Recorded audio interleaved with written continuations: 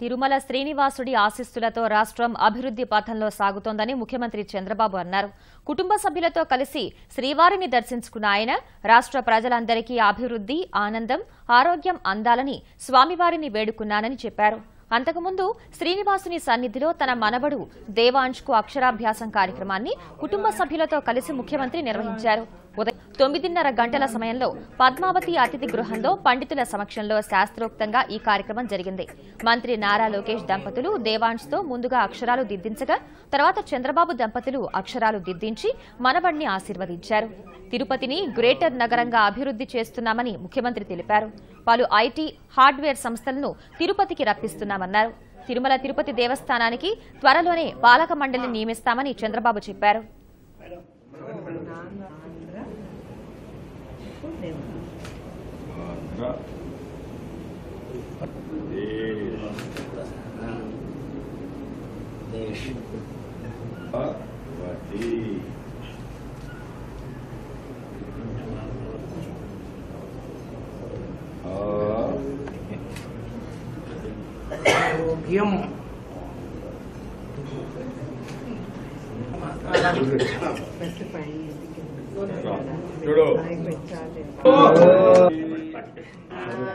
మీరు కూడా ఇన్కమ్ చేయండి.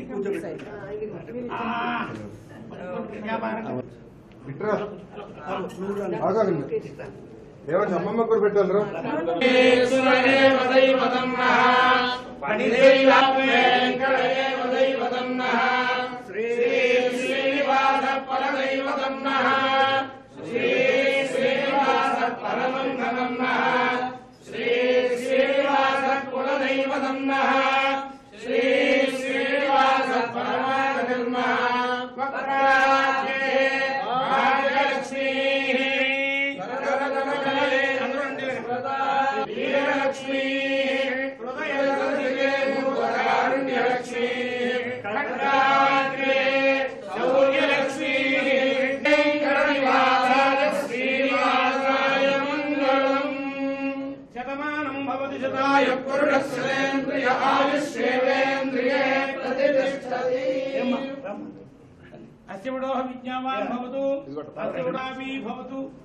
ముఖ్యమంత్రిగా ఉన్నప్పుడు కానీ మాజీ ముఖ్యమంత్రిగా ఉన్నప్పుడు కూడా సాంప్రదాయాలు పాటిస్తూ ఒక ఉన్నతమైనటువంటి సాంప్రదాయాలతో ముందుకు పోతున్నాం. మొన్నే ఇక్కడ మా మనవడికి కూడా అన్నప్రాసన ఇక్కడే చేశాను. అదే మరి ఈరోజు మళ్ళీ అక్షరాభ్యాసం కూడా కొండపైనే కుటుంబంతో కలిసి వచ్చి ఈ అక్షరాభ్యాసానికి కూడా శ్రీకారం చుట్టాం. రాబోయే రోజుల్లో ప్రపంచం మొత్తం నాలెడ్జ్ ఎకానమీతో ముందుకు పోతుంది. ఎంత ఆస్తులు సంపాదించామనేది ముఖ్యం కాదు, ఎంత నాలెడ్జ్ని మన పిల్లలకి, యువతకి ఇచ్చామనేది చాలా ముఖ్యం. ఇది చేయగలిగితే బ్రహ్మాండంగా ముందుకు పోతారు. ప్రతి ఒక్కరిని ఒక ఉన్నతమైన విలువలతో కూడిన వ్యక్తులుగా తయారు కావాలి. అలాంటి సాంప్రదాయాలకి మనం నాంది పలకాల్సిన అవసరం ఉంది. సమాజం పట్ల ప్రతి ఒక్కరు కూడా బాధ్యత తీసుకోవాలి. అప్పుడే సమాజం కూడా బాగుపడుతుంది.